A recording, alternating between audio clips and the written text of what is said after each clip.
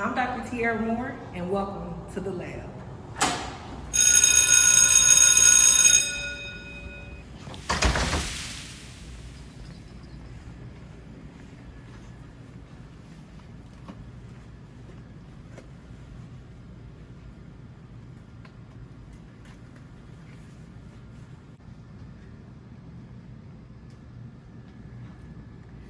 So today in the lab, we're going to be doing a process called gel electrophoresis. And this is the second step after we've done PCR. So basically we did all this work to put these primers on our DNA fragments, and we're looking for specific species. And so this gel electrophoresis uses a dye stain and allows us to visualize those DNA fragments and to make sure that all the hard work we just did doing that PCR actually works, and we see that these bands have been amplified. So the first step of gel electrophoresis is to actually make the gel. And we do that by combining a TBE buffer with the agarose powder. We then put it in the microwave for 2 minutes, and we come up with this clear liquid. Now this liquid has to cool for about 15 minutes, and then I'll be ready to pour my gel. All right, our gel has cooled. So now it's time to pour it into this gel rig. And this is where we're actually gonna have our experiment running. So we pour it nice and slow. Wanna make sure there's no air bubbles. If there are, we use our handy dandy pipette tips to just remove them really quickly. And then I'm very excited about this little device is our 3D printed cones. And so this allows me to be able to use a multi-channel pipette instead of a single channel. Thank you, donors, for getting me a multi-channel pipette. Anyway, but this allows me to be able to use that multi-channel so I can do 8 samples at a time versus 1 sample. So we have this little thing, and I just put it right in here. Perfect. And so now we have to let it sit while the gel hardens. And so we're back to load the samples.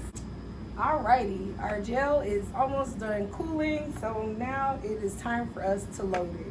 And basically what we're going to be doing is we're going to add a stain to the PCR products, those DNA fragments that we just amplified. And so multi-channel pipette, and you'll see I've changed my glove because the stain that we use is dangerous and it's irritable for our skin.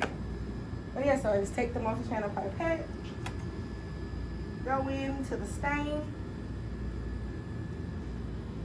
pull up some stain, hey, and then just put it here on our dilution plate. And I'm going to allocate enough stain for the number of samples that I have, which is 48 plus the ladder, making it a total of 52 for this particular gel run. I'm going to take 5 microliters of the sample and mix it with the loading dye that I allocated. So here's the sample, here's my loading dye, and I'm going to mix it up. And so basically this loading dye allows the DNA fragment to sink, so it weighs it down, and we put it in the rig and we'll be able to run it.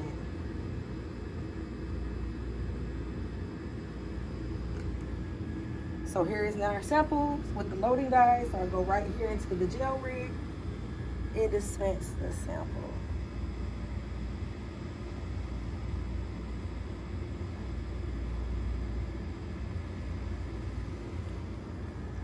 Look at that. So now I gotta keep going to load the rest of the samples.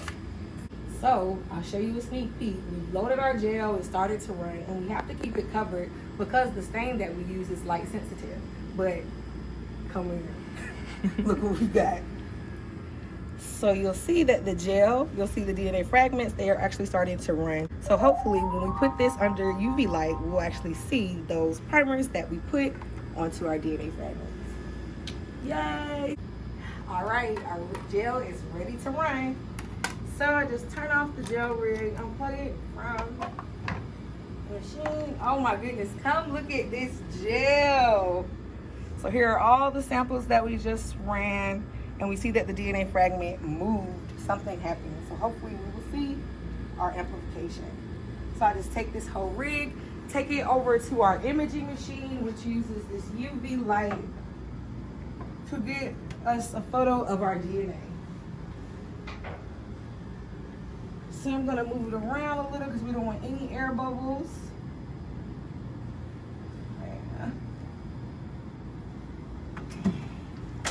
Close the imager. Here's the little air bubble. Make sure that it's on the screen, on my computer screen. Close the imager so you have one glove on, one off, because we don't want to have any of that nasty styber on our imaging machine. And then run protocol. All right, guys, this is the moment of truth. I could have just been here for about 3 hours doing nothing. Wouldn't that be so sad? Here we go. Bam! Hey! So this says PCR worked, everyone.